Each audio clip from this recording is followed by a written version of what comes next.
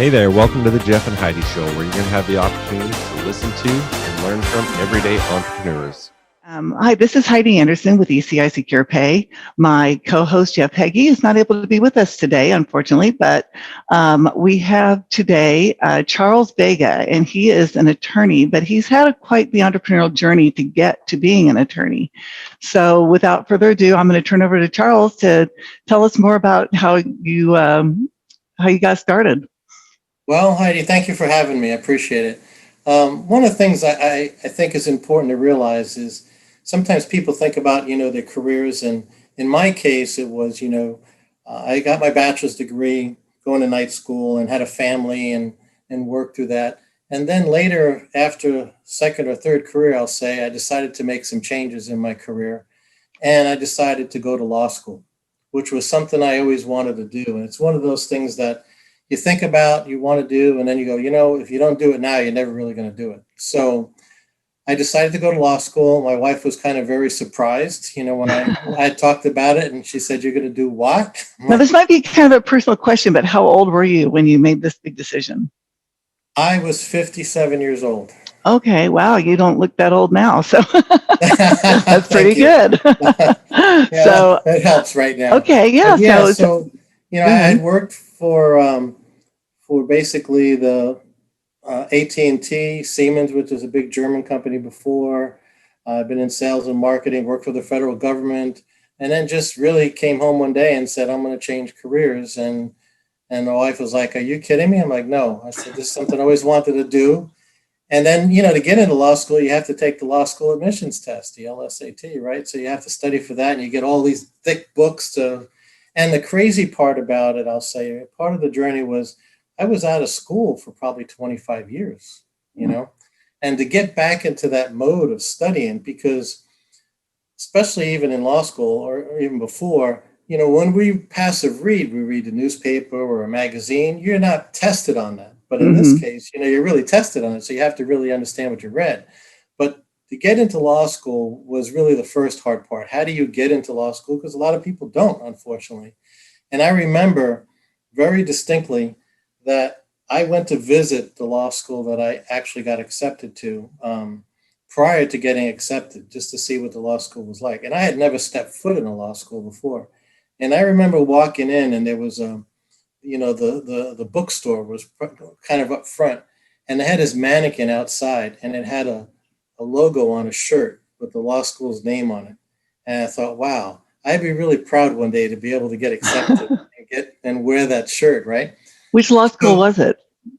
I went to Florida Coastal School of Law. Okay. I actually went to two of them. I went to Barry Law School out of Orlando, and then I also went to Florida Coastal School of Law out of Jacksonville. But This was in Jacksonville. I was there basically evaluating the school, and then I saw that mannequin. So when I got accepted, the first thing I did was I bought that shirt and got to wear it very proudly. But the thing about it was I had been out of school, like I said, for 25 years. You got to get back into the mode of studying.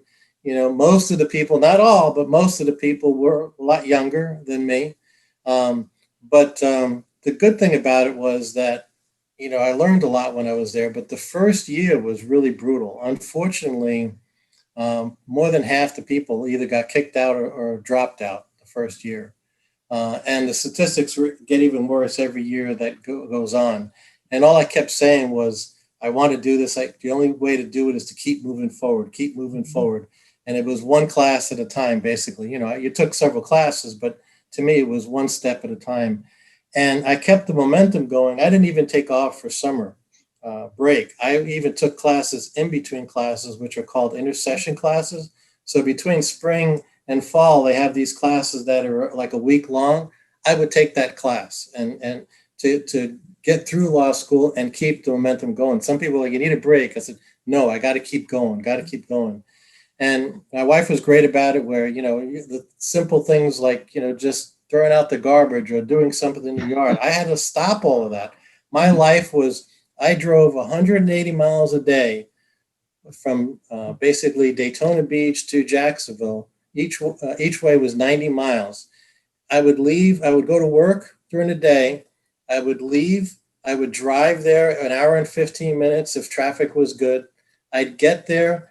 When I was done with class, I would go to the library and study until 10, and then I would drive home. And the next day would start again, be at work at 8, leave later in the day. I did this 4 nights a week. What was your day job while you were doing this? I worked for the government, for the federal government. Doing top secret stuff? No, nothing top secret. That's another story in itself. But the reality was it was a full-time job. So basically I had to study all weekend, every weekend. And when I had finals coming up, I would take my vacation time and use it to study for finals. So it really was just constant. But the thing I want to point out to your viewers is if you really want something, if you really want it that bad, it takes determination to get it, but you can do it. You don't have to be the smartest person in the group. You have to be one of the most ambitious people. And one of the things I found was, when you're going through all that, you kind of get a little cocky. You think, okay, I'm going to be I'm going to get through this. I'm going to push through. Well, everyone else is doing the same thing. Those people are just as ambitious as you are, right? I had other friends. One person drove 2 hours a day versus my hour and 15 minutes. Another person was driving 2 hours a day coming from Georgia. I mean, so I was amongst so many people that were ambitious, and that's what it took to get through, because I will tell you, in our night class, we started with about 50 people in our night class. After the first year, half were gone. Okay. So was that particular law school just like a really good law school that people would drive that far to go to it, or were there just no other law schools in the area? Well, if you want to, you could, in my case, I had to do within driving distance. So there was only 2 schools, that school and the one in Orlando, which was Barry.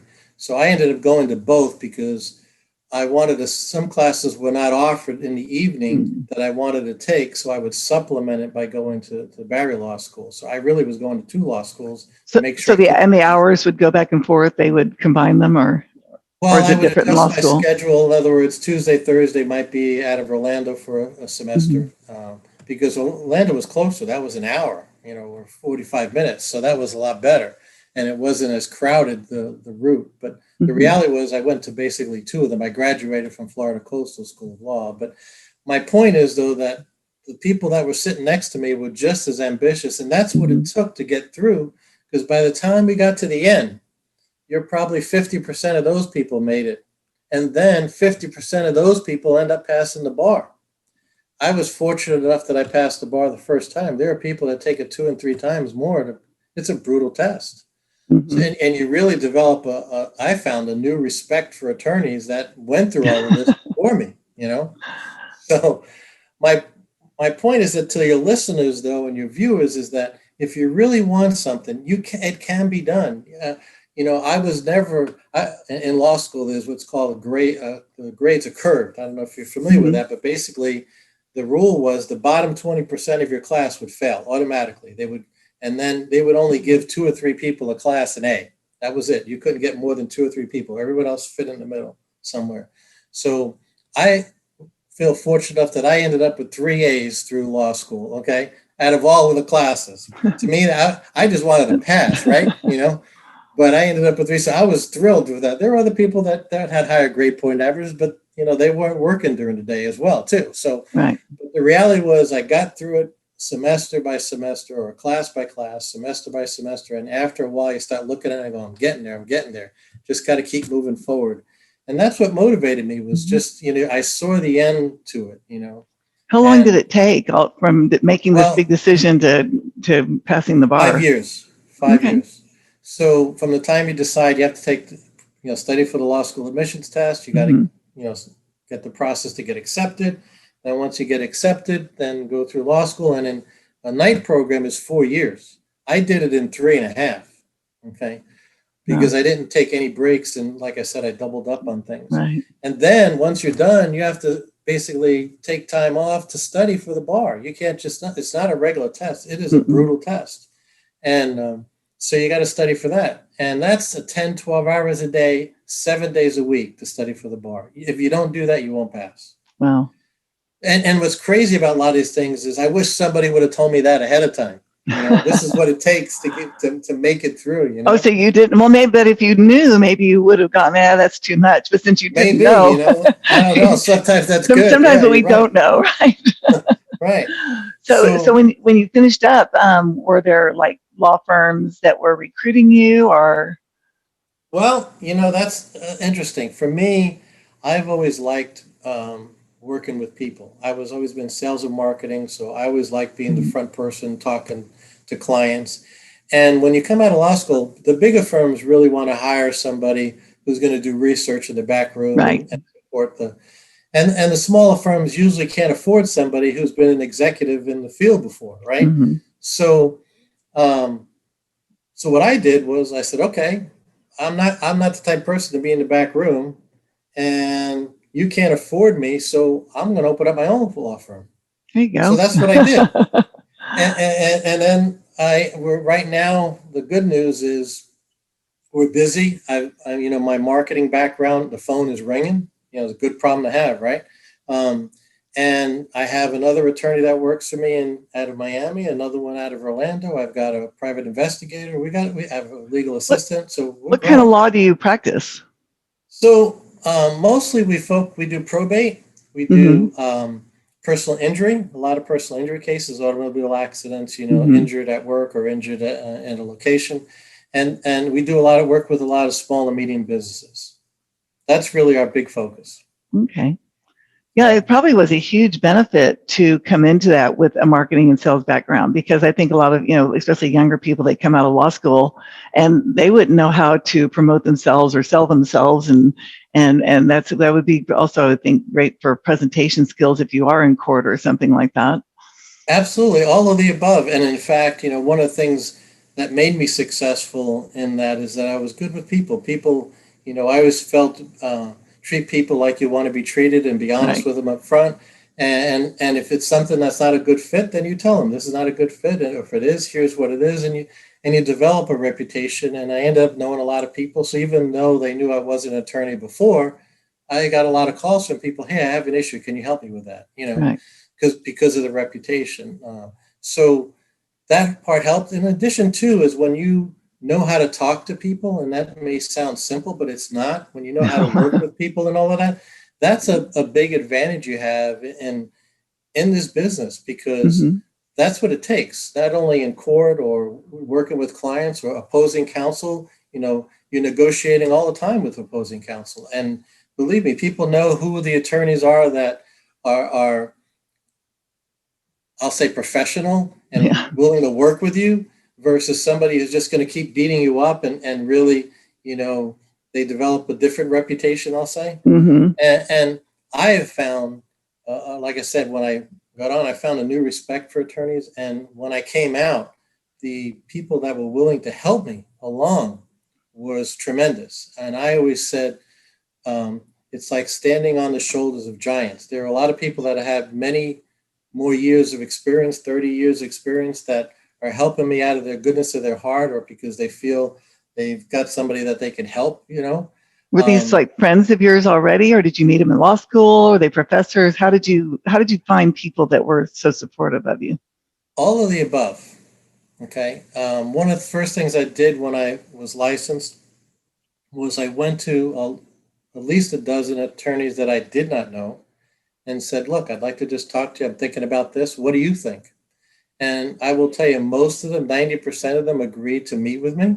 I met with them first face to face, and I said, here's what I'm thinking of doing. What do you think? And they gave me some great advice. And I'll say several of them became close friends. And Great.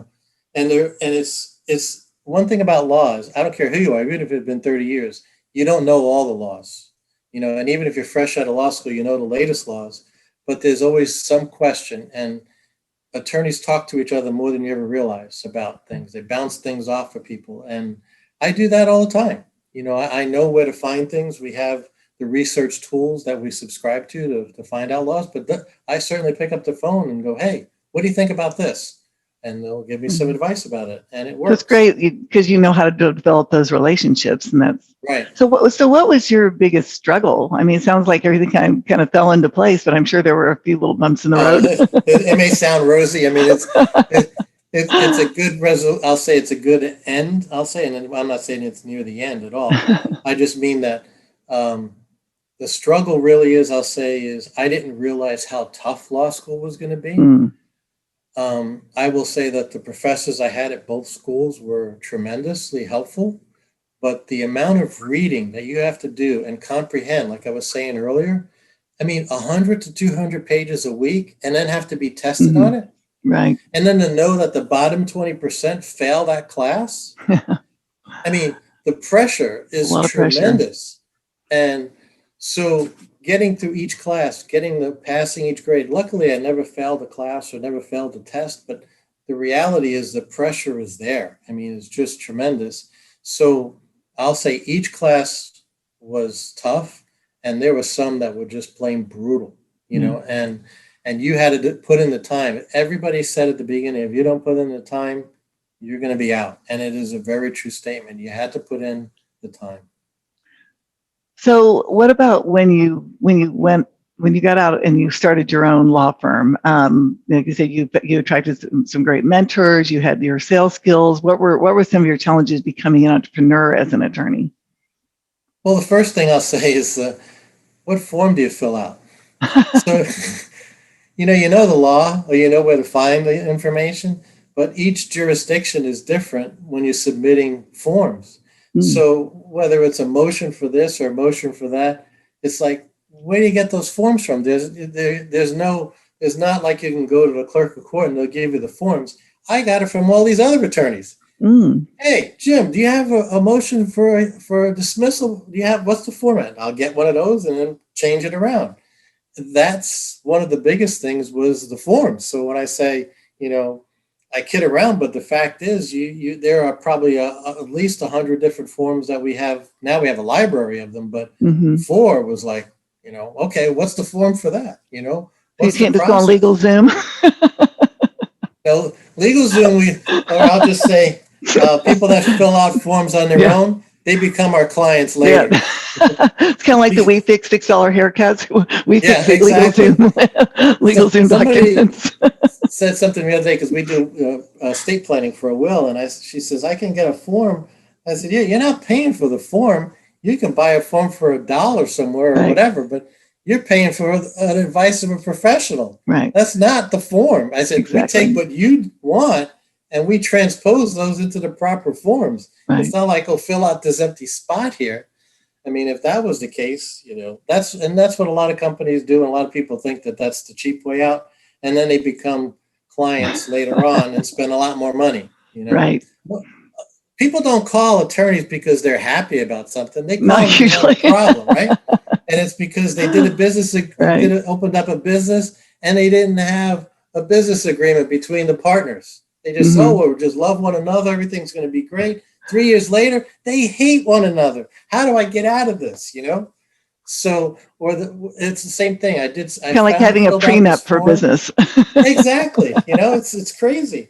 But that's when they become clients. Is when if they would have just hired an attorney up front to do the right paperwork, they could save themselves thousands of dollars at the end. Yeah, it's nuts. Yeah. I've experienced that in my own life with partnerships and stuff like that, and with my former spouse's partners, and didn't pay the money up front, did it the cheap way, and the end was really expensive. Yeah. So it's kind of like pay it now or pay more later, right? Yeah, and I'll add to that and say that we get a lot of clients that call that buy houses, and then there's a problem with the house after they close. And it's so many times I tell the staff or whatever, I wish they would have just called us before they closed. The laws are not in your favor after you close. So people think that they're saving money when they do that, and they're not, because it's not that expensive to have an attorney look over your paperwork and make sure you're doing the right thing. Some people just do crazy stuff. It's right. Wild. That's all I'll say. So how long since have you been in practice?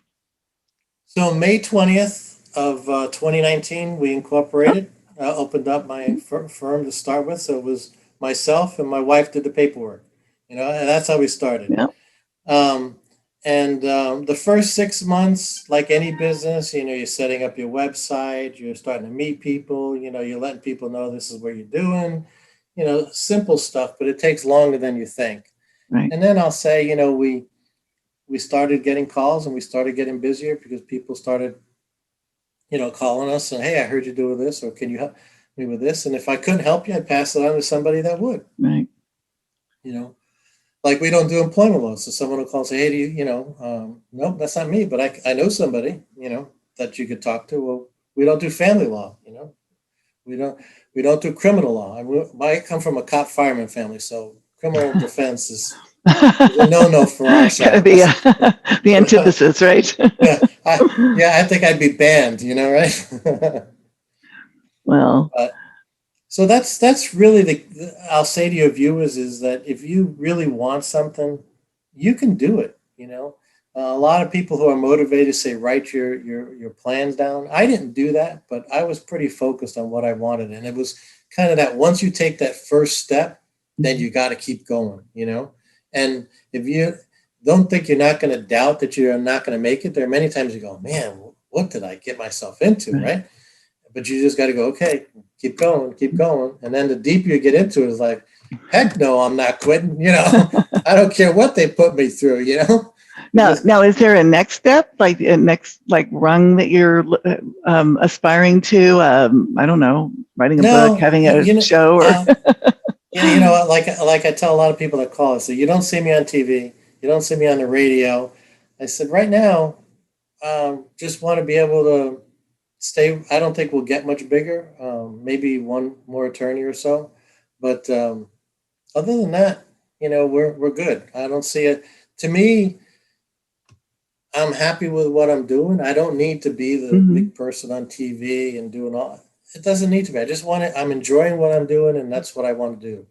And I want to keep my staff happy. And I want to, we're planning a Christmas party, which would be nice. That for the staff at a nice place to show our appreciation. We had a barbecue about 2 weeks ago. We did. Nice. It's something we're all enjoying doing. I'm thrilled to say that I have a staff that's very dedicated and they're very good with clients, and that's hard to find. Yeah. So I've reached that part where I'm saying it's not like I have to do something else. I mean, I'm also a certified mediator by the Florida Supreme Court. I'm an arbitrator as well, so I can do those things. But I don't need to do more than what I'm doing now, basically. Okay. Well, it sounds like you've really achieved your dream, and that's really exciting. It's like you said, it's nice to hear that, especially if anybody is doing that right now, thinking, you know what, I've got a full-time job, but this is what I really want to do. But oh my gosh, I've got to go to school at night. I've got to go to school on weekends, but I'm sure it when you're in the middle of it, it was probably such a struggle. But it probably when it was over, it's kind of like, I'm not going to say it went by fast, but probably went by faster than you would have thought. Yeah, but right now I say it went by fast. My wife said to me actually today, this morning, she goes, "No, it didn't." But the reality was that I say this. I've said this so many times, especially in the last 2 weeks for some reason. I've said to my family members and friends, and said, I have to pinch myself once in a while. I go, I actually made it. Yeah. I set a goal and I actually made it. And so many people behind me didn't, and that's the part that I didn't realize would happen, to get this done. I have to imagine. My godmother went to law school when she was in her 50s, and and I was just so impressed because that was 30 years ago, and that was like not something that a lot of women did at that age, and right.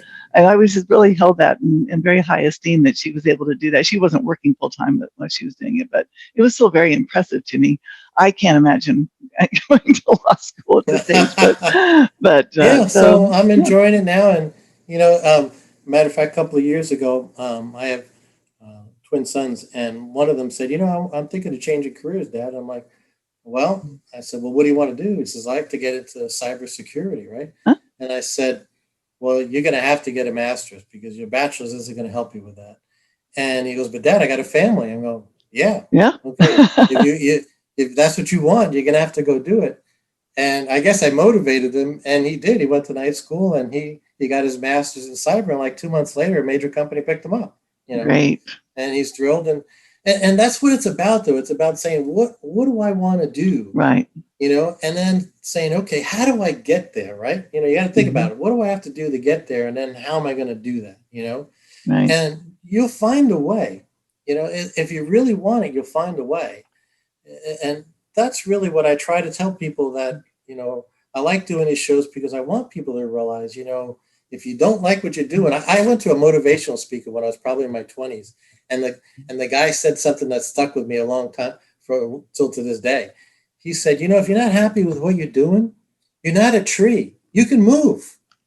Good point. It sounds silly, but it's true. Right. You can move. Pivot, move. Yeah. Make a change. You can make a change. It's just up to you. There's nothing really holding you there. It's up to you. It's in your head, that I can't move, Yeah.